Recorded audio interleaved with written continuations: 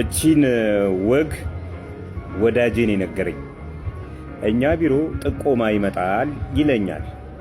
ጥቆማው እነዚህ ከባንክ ቤት ነው የሚደወልላችሁ፣ ፍሪ ደርሷችኋል፣ ቴሌቪዥን ደርሷችኋልና ውሰዱ የሚሉ ወይም ደግሞ አካውንታችሁ ዲአክቲቭ ተደርጓል አይሰራም ላስተካክልላችሁ የሚሉ ሰዎች ናቸው የሚደውሉለት። ሰውየው ጋር ይደውሉለትና አካውንትህ ዲአክቲቭ ስለሆነ የሚከተለውን ስቴፕ ተከትለህ ይስተካከልልህ ከኢትዮጵያ ንግድ ባንክ ነው የምንደውለው ይሉታል።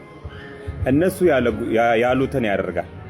50 ሺህ ብር ያጥቡትና እናመሰግናለን፣ አሁን ከአሁን ወዲህ አካውንትህ መንቀሳቀስ ጀምሯልና ተጠቀምበት ይሉታል።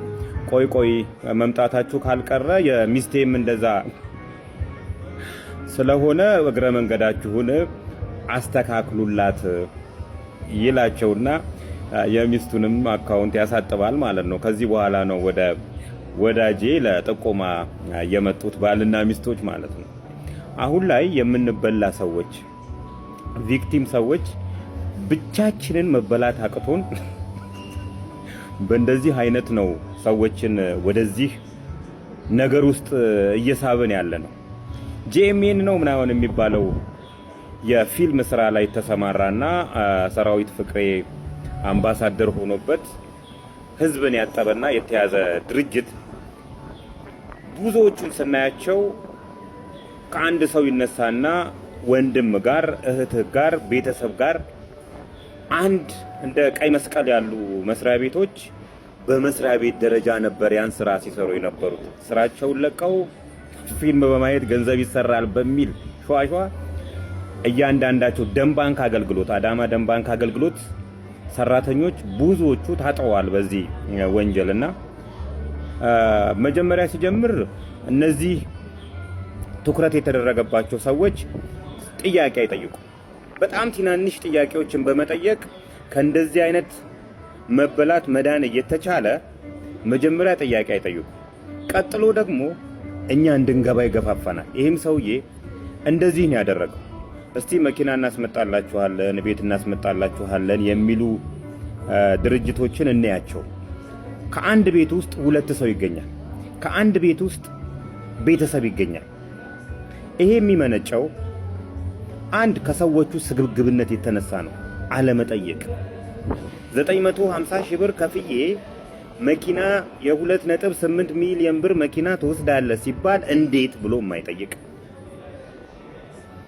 አለመጠየቁ ሳያንስ ብቻቸውን ሊያልፈላቸው በቤተሰብ ብቻውን ሊያልፈለት ሌላው ድህነቱን ይዞ እንዲቀጥል ያስገባል። ወንድምየውን ያስገባል፣ ቤተሰብን ያስገባል።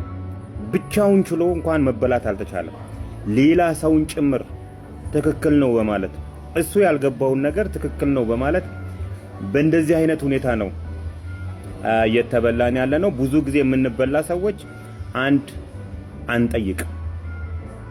አንጠይቅም፣ ሳንጠይቅ እንቀርና በትንሽ ነገር እንታለላለን።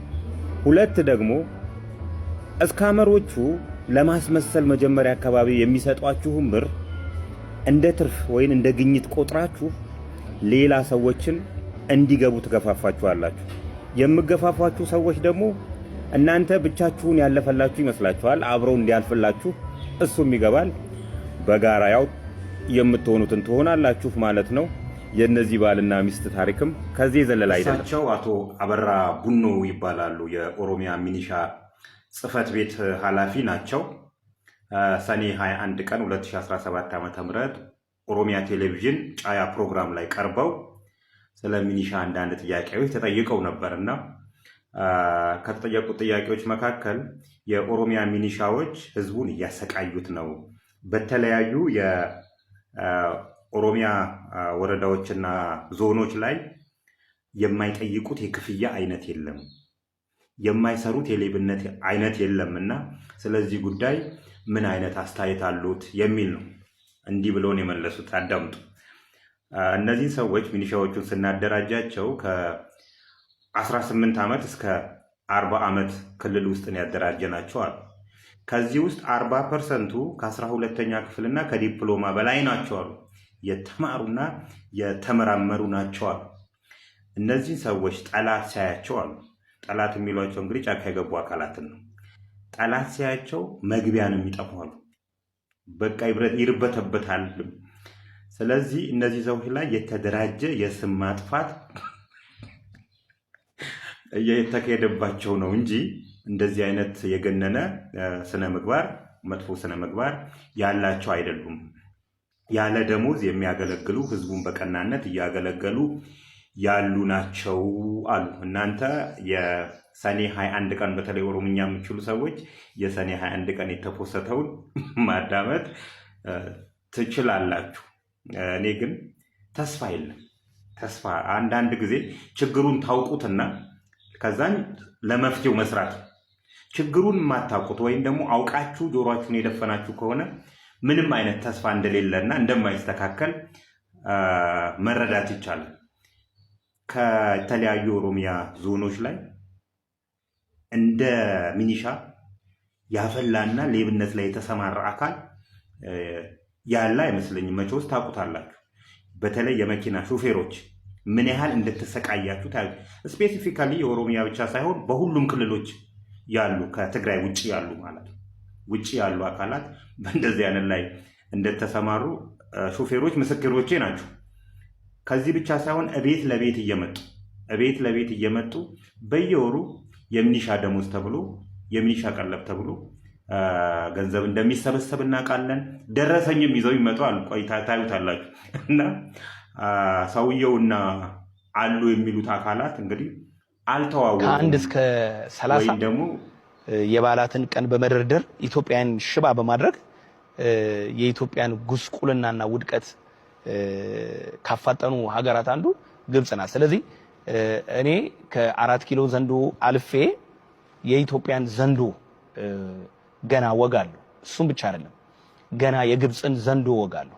ኢትዮጵያ እንዳታድግ፣ ኢትዮጵያ እንዳትበለጽግ፣ ኢትዮጵያ እንዳያልፍላት በተለያየ አይነት መንገድና ሴራ ኢትዮጵያ ላይ የሚሰራውን ገና የሚቀለበውን ዘንዶ ገና እግዚአብሔር ይወጋዋል። እግዚአብሔር ገና ያዋርደዋል።